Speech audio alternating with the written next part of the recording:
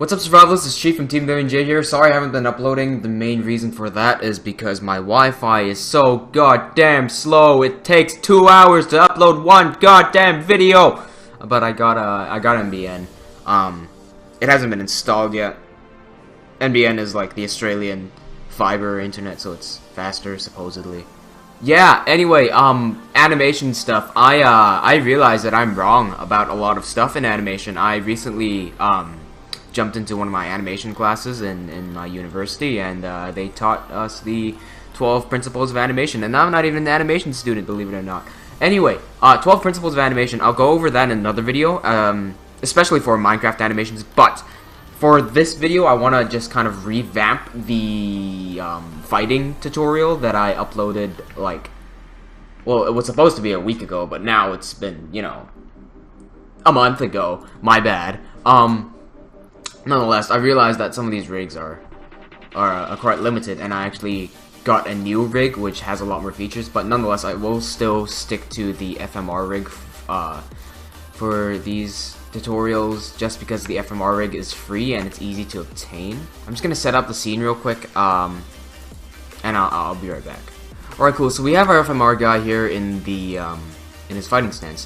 What I've been doing for the past few days, because I am animating my my own animation series called Levislier.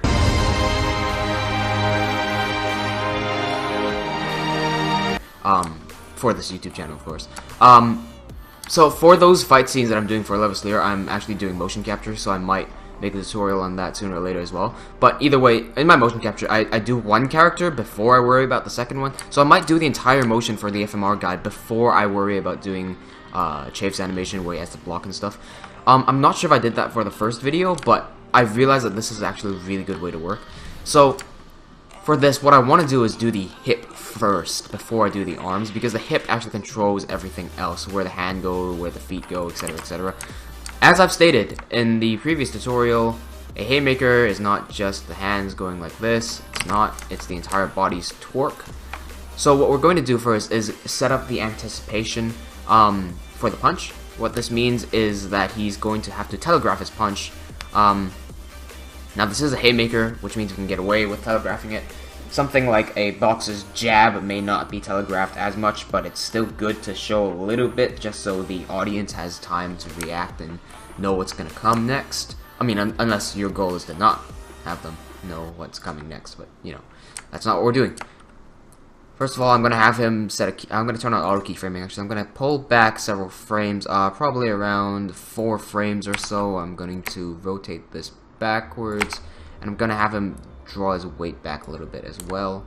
I'm going to grab his shoulders, and I'm going to have him draw his shoulders back as well, and probably wind this down.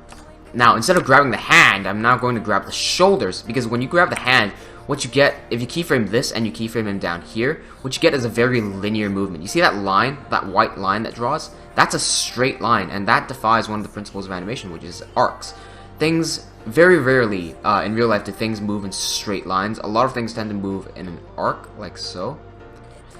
And that's the benefits of using an FK, because in FK rig, you have to rotate everything. But to simulate that, and to not bother around with the FK and IK, let's just move the shoulders. And you see right there, it moves in an arc. It doesn't move in a straight line anymore. That's big. So we'll keyframe frame 0 and frame 4, and on frame 4, I'm going to have him draw his hand way back. And I'll also pull this out so he extends his arm. Around there. We make sure he's still looking at target. At this point, you might want to actually animate his eyes, but I would probably put it here and then move his eyes across. I'm just gonna move his head across because I'm lazy right now. This needs to move as well.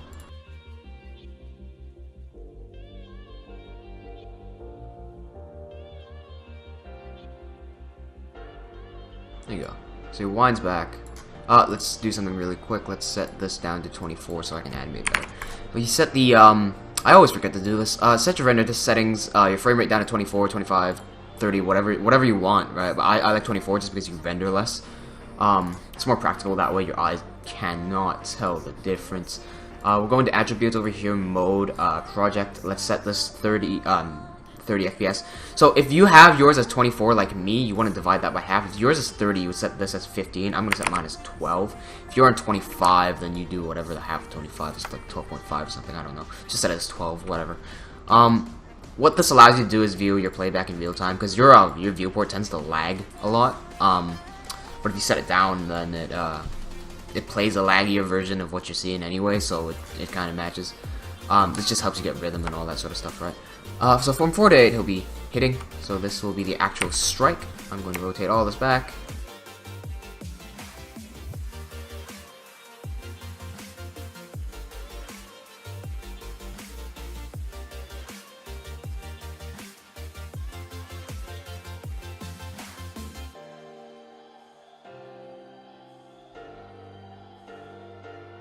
Alright, so that looks like a punch to the liver, which is not what we want to do. But you can see how this instantly looks better than what I had before, because it goes in an arc. It doesn't follow a straight line anymore. Let's see. But no, to have it go up, we're actually going to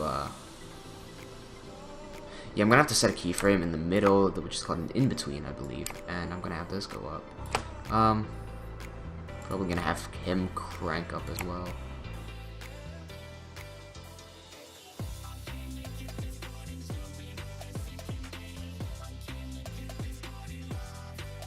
Of course, one more thing. He has to shift his weight forward when he punches as well, so let's do... Oop, that's wrong.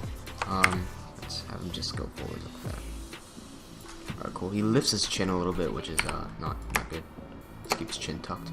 Yeah, I don't know what's happening here with his head. Whatever. So now this is the actual punch. Let's do the follow through, which will go from 8 to 12. So let's go whoop.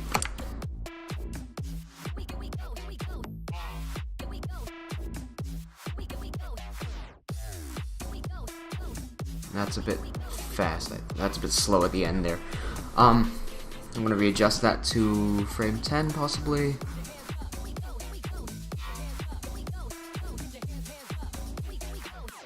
Actually, I just noticed he hits like the ground instead of the head.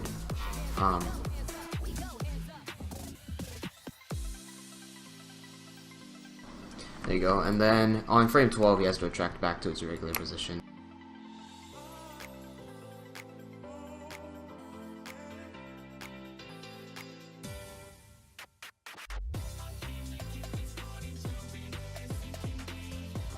Actually, I've never considered this, but we could actually just move that forward a little bit so that it would cover his head a bit more.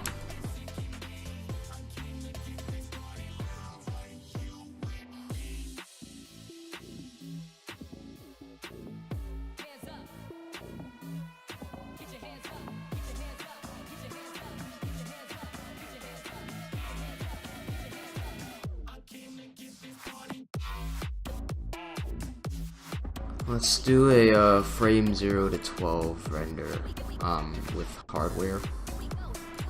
So let's not save that. Let's go to 0 12 and let's hit render now. Save without saving. Render without saving. There you go. And that's what it looks like in real time. This to me looks a lot better than what I had before. I don't know about you. I think the hip might be a bit weird because it's like stretching upwards, but yeah, no, it should be stretching downwards really. It's just the weight distribution that looks a bit funny. I could probably fix that real quick. It's because his foot's supposed to be here, and that's how it'll be balanced. See, that looks a lot more normal.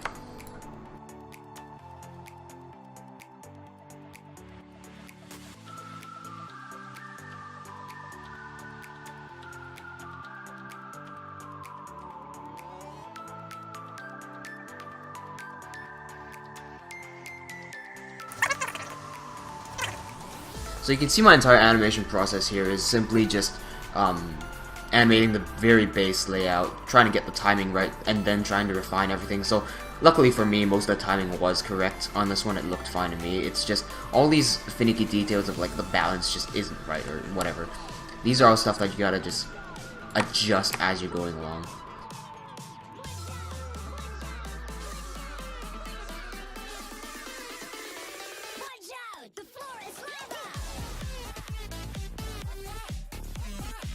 Alright, I might get rid of the toe bend here.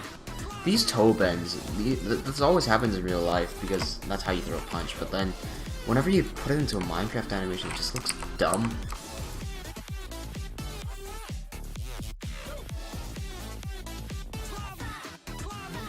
I think this looks a lot better now. Now that there's his weight and his balance kind of shifts correctly. Cool. That's the... yeah, there you go. So here we have the fixed punch from the first animation choreography. That's how you're supposed to do it, not the way I did in the first one. Part 2 will actually come along when I'll do the hit reaction. I'm just gonna let him hit the chafe. I'm gonna use squash and stretch principles. In regards to Chief's impact being hit. I'll probably start doing tutorials on the 12 principles of animation as well, because that's 12 videos that I could probably make. Cool. Thanks for watching. Hope you enjoyed. These principles really do help you in animations. I do hope that you stay tuned and wait for those tutorials. It's helped me a lot, and I hope it'll help you a lot as well. Thanks for watching, guys. See you next time.